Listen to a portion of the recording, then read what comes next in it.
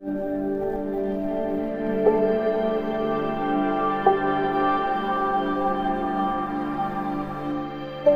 गांव में राजू अपनी पत्नी के साथ रहता था।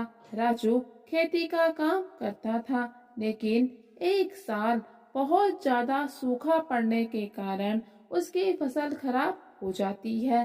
राजू के घर का गुजारा अब उसकी गाय शांति के द्वारा होता है।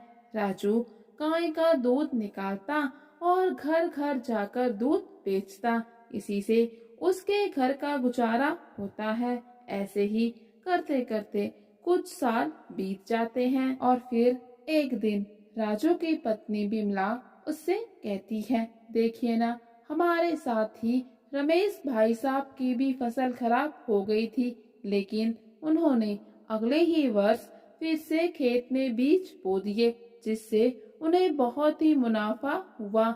एक बार फसल खराब होने का मतलब ये तो नहीं कि हम खेती करना ही छोड़ दें, जैसा कि आपने किया। आपने तो उसके बाद खेती करना ही छोड़ दिया। आप इतने आलसी क्यों हैं? पत्नी की बात सुनकर राजू कहता है, देखो बिमला, तुम्हें खेती क्यों करनी है? गाय का दूध बेचने से हमारा गुजारा तो अच्छा खासा हो रहा है, फिर हम क्यों बीच में पैसे बर्बाद करें? बिमला राजू को समझाती है, देखिए, दूध से हमारा गुजारा कब तक होगा? कल के दिन हमारा परिवार बढ़ेगा, हमारे खर्चे भी बढ़ेंगे, इसलिए हमें दूध के अलावा भी कोई ना कोई काम धंधा करना चाहिए, जिससे हमें थोड़ी बहुत कमाई हो सके। लेकिन राजू नहीं समझता। वो कहता है, तुम सब कुछ मुझ पर छोड़ दो, मुझे अच्छे से पता है मुझे कब कहाँ क्या कुछ करना है, तुम अभी मेरा पीछा छोड़ो। इतना कहकर राजू घर से बाहर की ओर चल देता है। बिमला भी पति के जाने के बाद ईश्वर से प्रार्थना करती है कि अब आप ही इन्हें समझाइए। और फिर अगले ही दिन दो संत महाजन गांव से गुजर रहे होते हैं कि उनको बहुत जोरों की प्यास लगती है। रास्ते में राजू का घर पड़ता है। दोनों सोचते हैं, क्यों ना इस घर से पानी मांग लिया जाए। दोनों संत राजू के घर के बाहर आवाज देते हैं, अरे बेटा, सुनो बेटा, क्या कोई घर पर है? अगर कोई घर पर है तो हमें थोड़ा सा पानी दे दीजिए। संत महाजन की आवाज सुनकर राजू घर से बाहर आता है और फिर संत महाजन राजू से उसका परिचय पूछते हैं कि वो कौन है और क्या काम धंधा करता है। राजू बताता है, वैसे तो मैं पेशे से एक किसान हूँ, लेकिन पिछले के पिछले साल मेरी फसल बर्बाद हो गई थी। तब से मैंने खेती करना छोड़ दिया। अब मेरे घर का गुजारा मेरी गाय शांति के दूध बेचकर होता है। और फिर ऐसे ही बातें करते करते सारा दिन बीत जाता है। रात का समय होता है। संत महाजन राजू से कहते हैं, देखो बेटा, अब रात का समय हो चुका, हमारा यूं रात में सफर करना अच्छा नहीं है। क्या आज रात को हम यहाँ पर रुक सकते हैं? राजू मान जाता है और कहता है, आप मेरे घर पर रुके, ये तो मेरा सौभाग्य है कि आप जैसे संत महाजन के कदम मेरे घर पर पड़ेंगे। और फिर उस रात गुरुजी और उनका शिष्य दोनों वहीं पर रुक जाते हैं, लेकिन आधी रात में ही उठकर खड़े हो जाते हैं और अपने शिष्य से कहते हैं, तुम राजू की गाय को साथ में लेकर चलो। गाय को अपने साथ ले जाने वाली बात सुनकर शिष्य भी बोल पड़ता है, लेकिन गुरुजी, आप राजू की गाय को अपने साथ क्यों लेकर जाना चाहते हैं?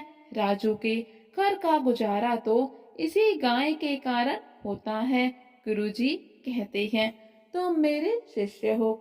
शिष्य का पहला धर्म है कि वो अपने गुरु की सभी बातों का पालन करे, उससे कोई भी सवाल ना करे। इसलिए तुम चुपचाप गाय को लेकर मेरे साथ चलते रहो। और फिर दोनों जन जंगल में आगे की ओर चलते रहते हैं।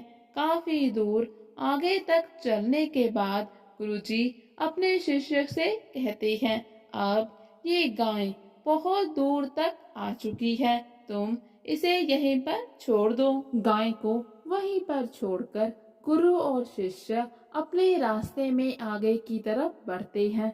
दूसरी तरफ राजू जैसे ही सुबह उठता है तो अपनी पत्नी से कहता है, सुनो, तुम गाय का दूध निकाल दो ताकि मैं जल्दी से गांव में दूध बांटकर आ सकूं, और साथ में ही साधु महाराज के लिए खाने में कुछ बना देना। जैसे ही बिमला गाय का दूध निकालने के लिए घर से बाहर आती है तो देखती है कि उसकी गाय वहाँ पर नहीं है। बिमला की आवाज सुनकर राजू भी घर से बाहर आता है तो देखता है कि आज उसकी गाय घर पर नहीं है। बिमला कहती है, मुझे तो लगता है कि हमारी गाय चोरी हो गई, अब न जाने हमारे घर का गुजारा कैसे होगा। और फिर तभी राजू को पता चलता है कि संत महाराज भी अपने कमरे में नहीं है। राजू अपनी पत्नी से कहता है, बिमला, अब हमारा क्या बनेगा, हमारे घर का गुजारा कैसे होगा। मुझे लगता है अब मुझे कोई दूसरा काम धंधा करना होगा। और फिर ऐसे ही करते करते पूरे 6 महीने का समय बीत जाता है। गुरुजी का शिष्य बहुत ही परेशान होता है कि आखिर उस रात गुरुजी ने गरीब राजू की गाय चुराने को क्यों कहा। न जाने इस पहेली के पीछे उनका क्या रहस्य है। और फिर वो सोचता है, क्यों ना आज मैं गुरुजी से इसके बारे में पूछ ही लूं। शिष्य सीधा गुरुजी के पास पहुंचता है और उनसे विनती करता है, कृपया मेरी दुविधा दूर कीजिए, मुझे बताइए कि आपने उस रात को गरीब राजू की गाय को चोरी करने के लिए क्यों कहा था। गुरुजी कहते हैं, इसका जवाब तो तुम्हें उस गांव में जाकर राजू से मिलने पर ही पता चलेगा। गुरुजी का ऐसा जवाब सुनकर शिष्य कहता है, तो ठीक है गुरुजी, मैं आज ही राजू के गांव जाऊंगा और पता करूंगा आखिर इस पहेली के पीछे क्या राज है। शिष्य फिर राजू के घर पहुंच जाता है। घर के बाहर से आवाज देता है, अरे राजू, ओ राजू, क्या तुम घर पर हो। राजू घर से बाहर आता है, संत महाराज के शिष्य को प्रणाम करता है। फिर वो राजू से पूछता है, क्या तुमने मुझे पहचाना। राजू कहता है, जी महाराज, मैं आपको भला कैसे भूल सकता हूँ। आपके कदम जब मेरे घर पर पड़े तभी तो मेरी और मेरे घर वालों के तरक्की के द्वार खुल गए। राजू के मुख से ऐसी बातें सुनकर शिष्य को बहुत ही हैरानगी होती है। वो उससे पूछता है, भला आखिर ऐसा क्या हुआ। राजू बताता है, आपके जाने के बाद उसी रात को न जाने मेरी गाय कौन ले गया। गाय के जाने के बाद मेरे पास कोई भी दूसरा काम नहीं था, इसीलिए मैंने अपने खेत में सेब की खेती करना शुरू कर दिया, जिसके कारण बहुत ही जल्द मैं सेब का बहुत बड़ा व्यापारी बन गया। मेरी फसल बहुत ही अच्छी हुई, जिसके कारण मेरी गरीबी भी दूर हो गई और इन सब का श्रेय आपके महान कदमों को जाता है। इसके बाद शिष्य राजू को सारी बात बताता है कि उस रात उसकी गाय गुरुजी के कहने पर उसी ने चोरी करके जंगल में छोड़ दी थी। शिष्य की बातें सुनकर राजू कहता है, मैंने ये जान लिया कि अगर इंसान मेहनत करे तो अपने खुद के भाग्य को बदल सकता है। उस रात अगर गुरुजी गाय को अपने साथ ना ले जाते तो मैं आज भी वही गरीब इंसान होता जो अपने टूटे फूटे घर पे रह रहा होता।